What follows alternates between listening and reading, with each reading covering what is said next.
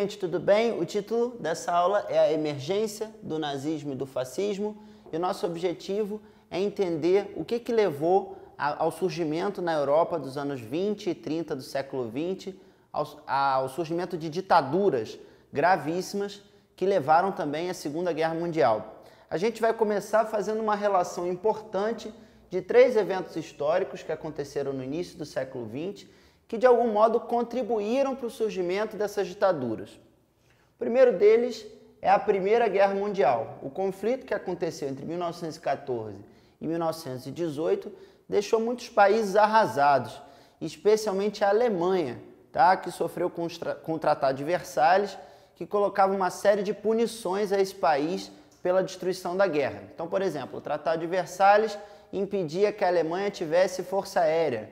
O Tratado de Versalhes colocou multas pesadas aos alemães, diminuiu o território, fez uma série de sanções, de punições pelo envolvimento no conflito. Então, de certo modo, esse confronto, a Primeira Guerra Mundial, ela gerou um ressentimento nos alemães muitíssimo forte, tanto porque eles perderam a guerra, quanto por conta das sanções desse Tratado de Versalhes. Mesmo os países que ganharam a Primeira Guerra Mundial, eles também enfrentaram muitas dificuldades na reconstrução do continente, né?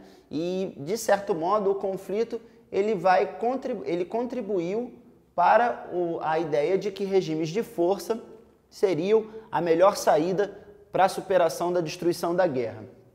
Além da Primeira Guerra Mundial, um outro evento que esteve relacionado ao fortalecimento de ditaduras do tipo fascista e nazista foi a Revolução Russa. Eu te explico por quê.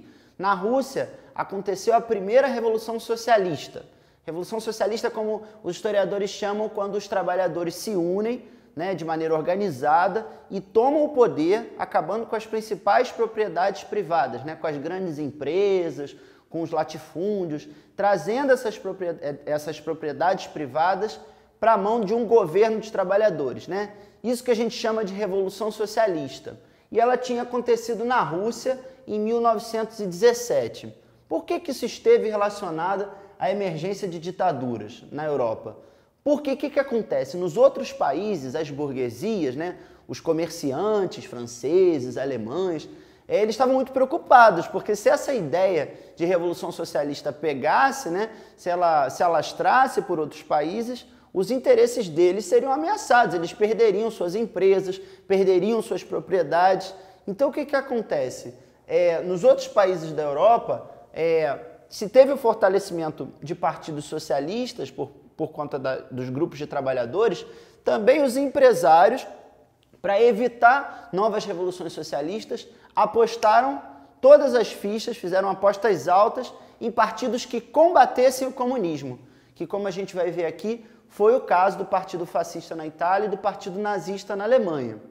Então, além da Primeira Guerra Mundial, da Revolução Russa, um outro evento mais econômico teve a ver também, a gente vai ver como, com o surgimento de ditaduras do tipo fascista e nazista, que foi a crise de 29. A crise de 29 foi uma crise econômica grave que começa nos Estados Unidos, no fim da década de 20, mas ela se alastra por todo o mundo capitalista. Então, só para você ter um exemplo aqui, no caso da Alemanha, a Alemanha estava começando a se recuperar da Primeira Guerra Mundial quando sofre os efeitos da crise de 29. Então, também a crise econômica que se instaurou na Europa a partir do fim dos anos 20 contribui para o surgimento de governos fortes, porque essas ditaduras diziam que iam tirar o país da crise, iam colocar novamente as economias nos eixos. Então, existe uma relação histórica, de maneiras diferentes, mas esses três grandes eventos históricos, eles estão relacionados ao surgimento de ditaduras na Europa desse tipo. Quando os historiadores falam de ditaduras de tipo fascista ou nazista, eles estão querendo dizer um conjunto de características específico que surge nessa época na Europa. É importante você estar atento porque existem ditaduras de outros tipos, e não pode ter confusão. Vamos dar uma olhada aqui nesse conjunto de características que essas ditaduras tiveram, que aconteceram na Itália e na Alemanha. Primeira característica muito forte para a gente entender.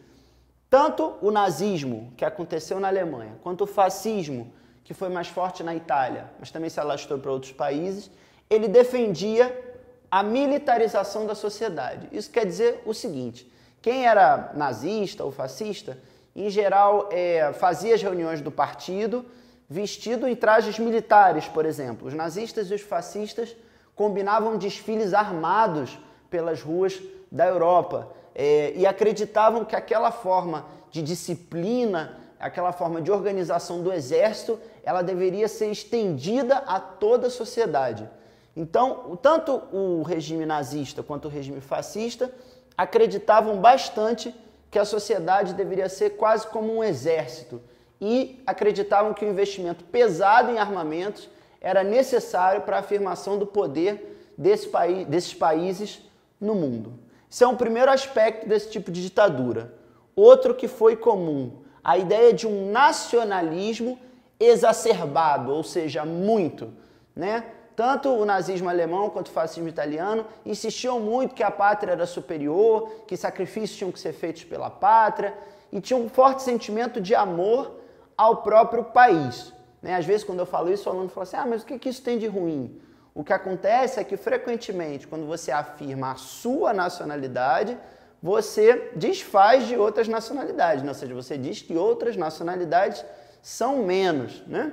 Então, no caso das ditaduras nazista e fascista, esse nacionalismo servia para se afirmar diante dos outros países. Outra característica muito importante dessas ditaduras foi o anticomunismo.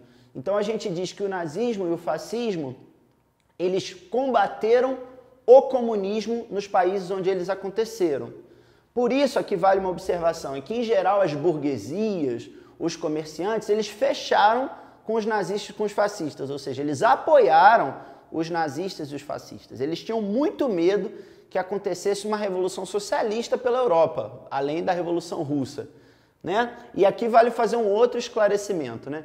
Se o socialismo e o comunismo a gente considera de esquerda, o nazismo e o fascismo são caracterizados como de direita, justamente porque eles são anticomunistas. Né? Eles são contra os movimentos de trabalhadores, eles são contra a esquerda. Então, não fazer essa confusão é importante. Outra característica muito clara desses dois regimes, o autoritarismo, uma centralização de poder muito grande na mão do líder e do governo e a imposição de doutrinas e pensamentos sobre o restante da sociedade. Tanto o regime nazista na Alemanha quanto o regime fascista na Itália fizeram ditaduras, faziam censura, ou seja, impedia de circular na imprensa notícias que fossem contra o governo, perseguia opositores políticos, às vezes assassinava quem era contra o governo. Essa era outra característica muito forte. Mais uma, era o culto ao líder. Tanto no caso da Alemanha quanto da Itália, acreditavam que o líder desses dois países era uma espécie de entidade superior, um ser muito importante. Lá na Alemanha, Adolf Hitler. Na Itália, Benito Mussolini aparecia nas propagandas do regime como se fosse o grande guia da nação. Esses dois tipos de regime também eram regimes de partido único, ou seja, não podia se filiar a outro partido, onde tinha nazismo e fascismo. Na Itália era só o partido fascista, na Alemanha era só o partido nazista, não existindo, portanto, democracia, né? E uma característica específica do nazismo, ou seja, né, da ditadura alemã, era o racismo, um forte apelo racista. Eles acreditavam que os alemães, ao invés de serem um povo, eles eram uma raça muito forte. Eles acreditavam isso. E a perseguição a judeus, chamado também de antissemitismo. Então, repara, a gente pode considerar uma ditadura fascista quando ela reúne o conjunto dessas características. Ditaduras desse tipo surgiram na Europa nos anos 20 e 30, na Itália, na Alemanha, também em Portugal e Espanha.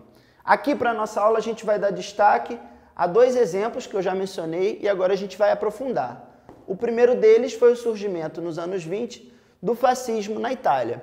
O que acontece? A Itália, ela até venceu a Primeira Guerra Mundial, mas o país saiu desse conflito numa situação de muita dificuldade, com pobreza, com crise econômica. O que aconteceu lá nesse período? Os partidos de esquerda, influenciados pelo sucesso da Revolução Russa, o Partido Comunista, o Partido Socialista, eles crescem de importância, ganham mais adeptos. Então, o que os fascistas fazem? Com o apoio dos empresários, né, eles organizam um partido que a principal bandeira é ser contra o comunismo. Vamos entender aqui, vale sempre lembrar isso. O comunismo defende, né, os partidos comunistas defendiam que houvesse revoluções de trabalhadores. Isso não era do interesse dos empresários. Imagina, perder toda a riqueza deles para os trabalhadores. Por isso, os empresários apoiam Benito Mussolini, que era o líder dos fascistas, com toda a força, né? O que acontece? Os fascistas vão crescendo de importância, fazem um desfile na cidade de Roma, que ficaria conhecido como Marcha sobre Roma, desfilam armados, sem nenhum tipo de timidez, afirmando seu poder publicamente. Então acontece um evento inusitado. As autoridades, ao invés de repreenderem esse ato de demonstração de força, uma marcha na capital do país, o rei ele escolhe Benito Mussolini para ser o primeiro-ministro, para ser a figura que representa a política do país. A partir daí, os fascistas só crescem e transformam a Itália numa ditadura do tipo fascista, com essas características que a gente detalhou aqui. Na Alemanha, o caminho foi parecido.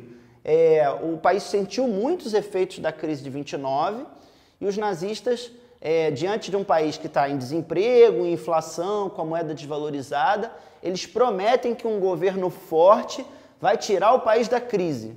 Então, no momento que a crise atinge a Alemanha, no finalzinho dos anos 20 e no início dos anos 30, o partido nazista dispara em popularidade e eles são eleitos. Na verdade, Adolf Hitler foi escolhido primeiro-ministro. No poder como primeiro-ministro, eles tramam um incêndio no parlamento do país, um incêndio criminoso, põem a culpa nos comunistas para garantir uma ditadura.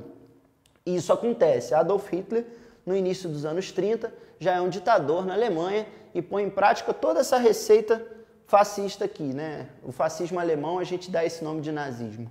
Toda essa receita nazista, né? De militarização, de nacionalismo exacerbado, de anticomunismo, persegue quem é contra o governo e faz uma perseguição especialmente voltada aos judeus. Para encerrar, outra coisa que é muito importante para falar a respeito da emergência dessas ditaduras, das ditaduras desse tipo, nazista e fascista, é que isso teve influências, desdobramentos no resto do mundo. Vários movimentos em outros lugares do planeta surgiram tendo como inspiração as ditaduras em Itália e Alemanha.